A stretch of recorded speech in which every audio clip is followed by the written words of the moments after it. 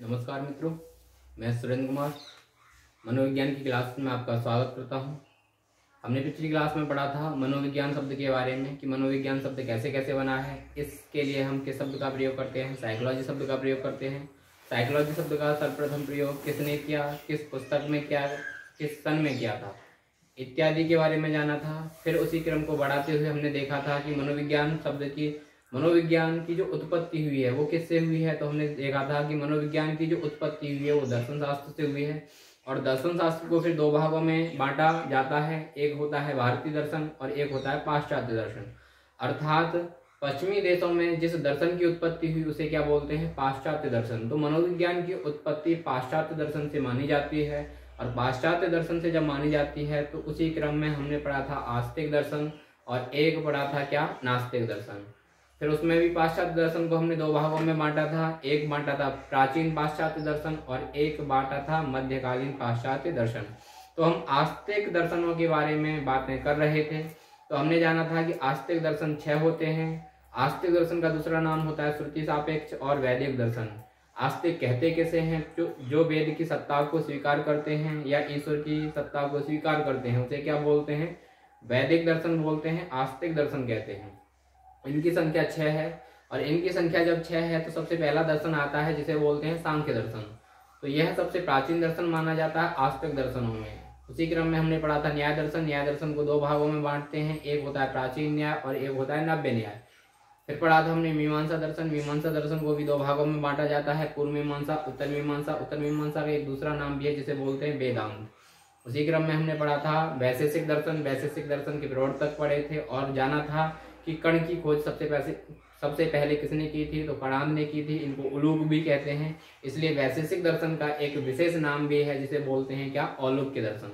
तो हम 5 दर्शनों पर बहुत अच्छे से परिचर्चा कर चुके थे। उसी क्रम को हम आगे बढ़ाते हुए उसी श्रृंखला में एक छठा दर्शन देखते हैं जिसका नाम है क्या? योग दर्शन।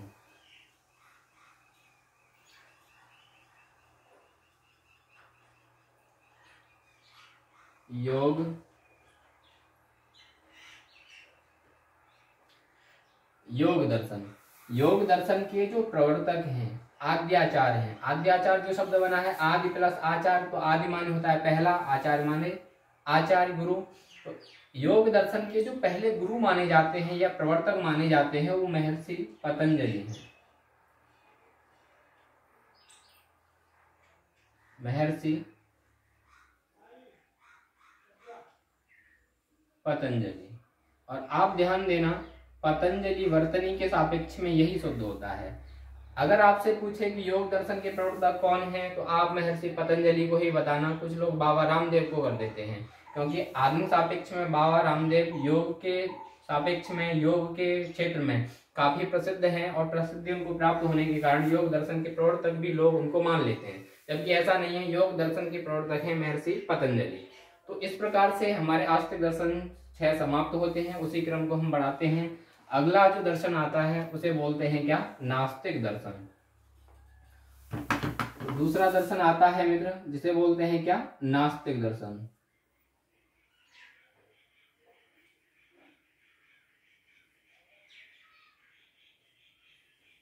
और नास्तिक दर्शनों की जो संख्या मानी जाती है वो कितनी है? 3। बहुत अच्छे से प्रश्न पूछता है कि नास्तिक दर्शनों की संख्या बताओ, कितनी है? 3। इसका दूसरा नाम भी है क्या? श्रुति निरपेक्ष और अवैधिक दर्शन। किसे कहते हैं? अर्थात वे दर्शन जो ईश्वर को नहीं मानते हैं उसे क्या बोलते हैं? नास्तिक दर्शन कहते हैं। इनकी संख्या कितनी है? 3 है। तो 3 है, कौन कौन से हैं? तो इसमें एक दर्शन आता है जिसका नाम है मित्र क्या? चार्वाक दर्शन।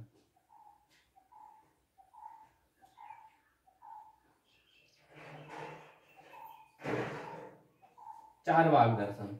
चार्वाक दर्शन के जो प्रवर्तक हैं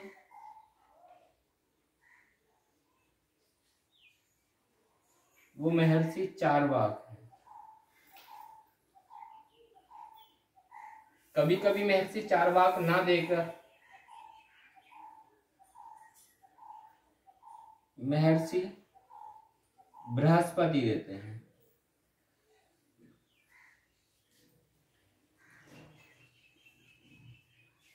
तो आपसे पूछता है कि चार्वाक दर्शन के प्रवर्तक बताओ तो महर्षि चार्वाक।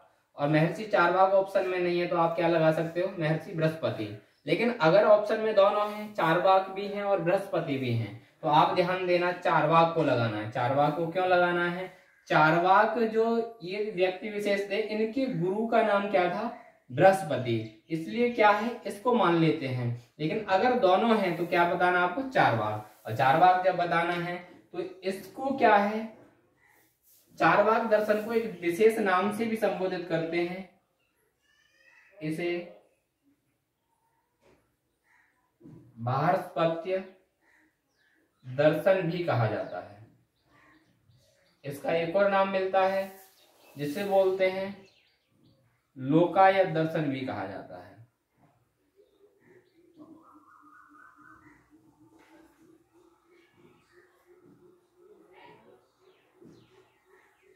और ये चारवाक के कौन थे, तो बृहस्पति चारवाक के गुरु थे।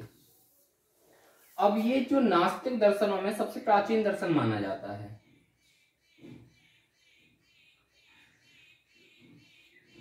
सबसे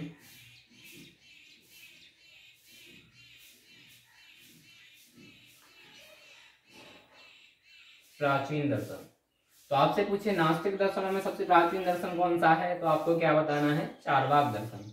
उसी क्रम में दूसरा आता है जिसे बोलते हैं मित्र क्या, जैन दर्शन। जैन दर्शन के प्रवर्तक कौन है, तो हमने पूछा जैन दर्शन के प्रवर्तक बताओ, तो ज्यादातर लोग क्या है बहुत एक्साइटेड होके क्या बताते हैं, महावीर स्वामी को बताते हैं, जबकि ऐसा नहीं है। जैन दर्शन के जो प्रवर्तक हैं वो महर्षि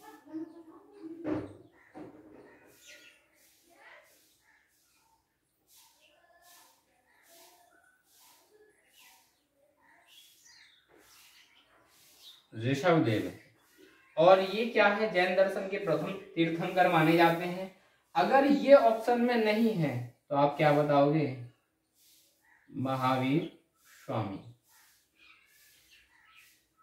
और अगर दोनों हैं तो आपको क्या बताना है, ऋषभदेव। आगे चलते हैं, इसे एक नाम से और संबोधित करते हैं, इसे स्याद्वाद दर्शन भी कहा जाता है। आगे चलते हैं, एक दर्शन आता है जिसका नाम है मित्र क्या,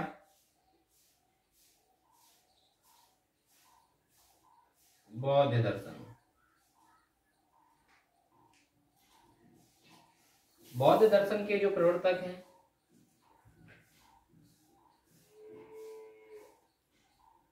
महर्षि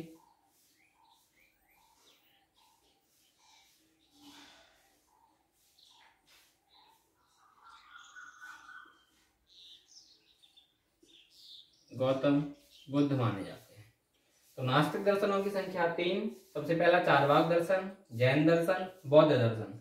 कभी कभार इसमें भी घुमाता है कि बौद्ध दर्शन के प्रवर्तक बताओ, तो वहां पे महर्षि गौतम दे देता है एक ऑप्शन में, और एक में देता है महर्षि गौतम बुद्ध। तो आप ध्यान देना, महर्षि गौतम न्याय दर्शन के प्रवर्तक माने जाते हैं, जबकि बौद्ध दर्शन के प्रवर्तक है महर्षि गौतम बुद्ध। तो इस प्रकार से क्या है, ये नास्तिक दर्शन है।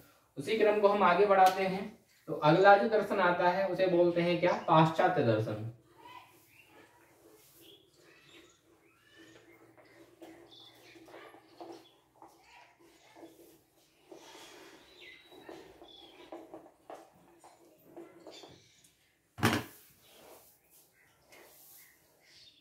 दूसरा दर्शन आता है जिसे बोलते हैं क्या,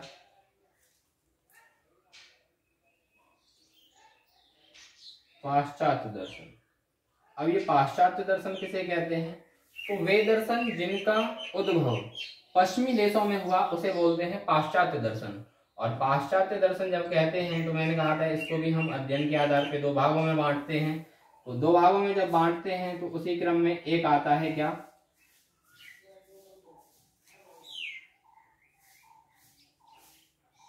प्राचीन पाश्चात्य दर्शन।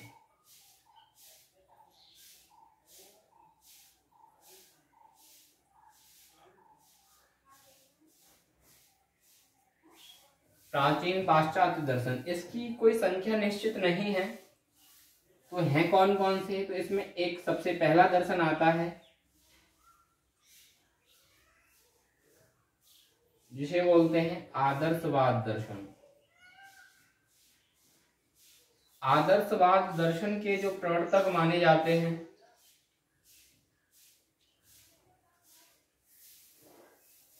वो है प्लूटो। लेकिन इसकी शुरुआत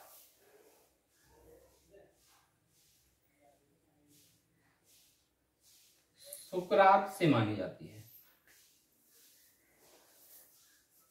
उसी क्रम में दूसरा आता है जिसे कहते हैं क्या? यथार्थवाद दर्शन।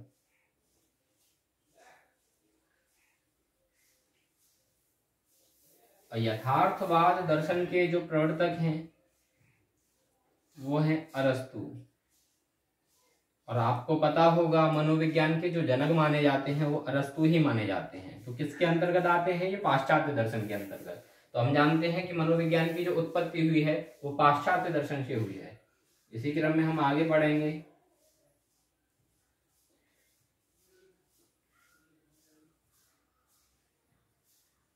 प्रकृतिवाद दर्शन। और प्रकृतिवाद की जितनी भी चर्चा की है वो रूसो ने की है। तो इसके जो प्रवर्तक हैं वो हैं रूसो। उसी क्रम में आता है अगला क्रम जिसे बोलते हैं प्रयोजनवाद दर्शन।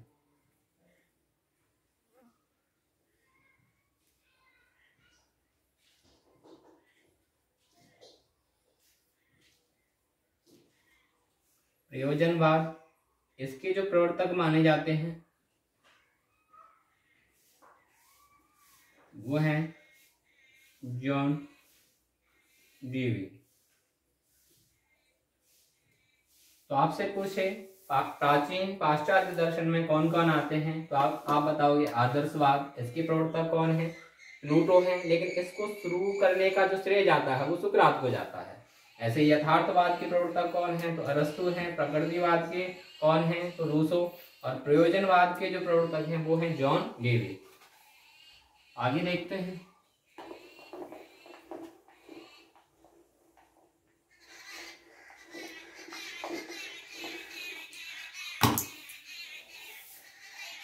इसी क्रम में दूसरा आता है जिसे बोलते हैं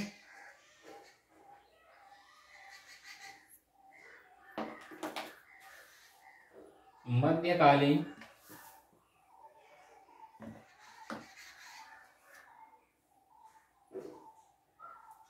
पाश्चात्य दर्शन। मध्यकालीन पाश्चात्य दर्शनों में की भी कोई संख्या निश्चित नहीं है। इसमें कुछ आते हैं तो हैं कौन कौन से? तो एक आता है अस्तित्ववाद दर्शन। अस्तित्ववाद दर्शन।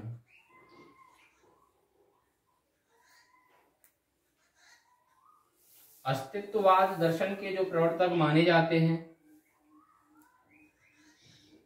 वो हैं सोरेन,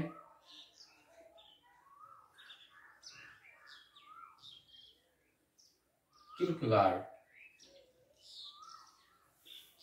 इनका एक प्राचीन नाम भी है, प्रचलन का एक दूसरा नाम भी है जिसे बोलते हैं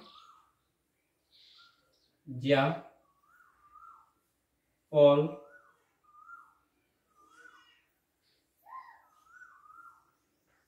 सार्न। इनको इस नाम से भी संबोधित किया जाता है। इसी में दूसरा आते हैं, दूसरा है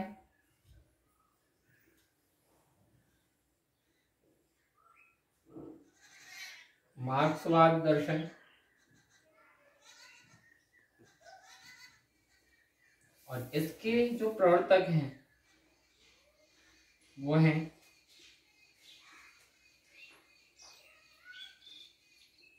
कार्ल मार्क्स। इस मार्क्सवाद को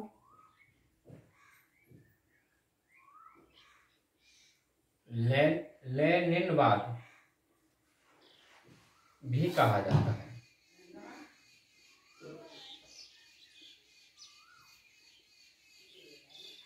अब क्यों कहा जाता है? क्योंकि इस विचारधारा में इनका भी बहुत योगदान है, इसलिए इस वाद को लेनिनवाद भी कहा जाता है। तो हमने दर्शन के बारे में जाना, और दर्शन के बारे में जब हमने जाना तो हमने ये भी पढ़ा कि मनोविज्ञान की उत्पत्ति दर्शन से हुई है, और दर्शन से जब हुई है तो हम आगामी क्लास में पढ़ेंगे कि मनोविज्ञान का जो विकास क्रम है कैसे कैसे है। क्योंकि आप जानते हो सबसे पहले मनोविज्ञान में आत्मा का विज्ञान आया, फिर मन का विज्ञान आया, फिर चेतना का आया, फिर व्यवहार का विज्ञान आया, और इसी क्रम में फिर मनोविज्ञान की मुख्य शाखाएं भी मानी जाती हैं, 14 शाखाएं मानी जाती हैं, उसके बारे में पढ़ेंगे। तो इत्यादि के बारे में हम बहुत अच्छे से जानेंगे। तो आज के लिए इतना ही, कल मिलते हैं, नमस्कार।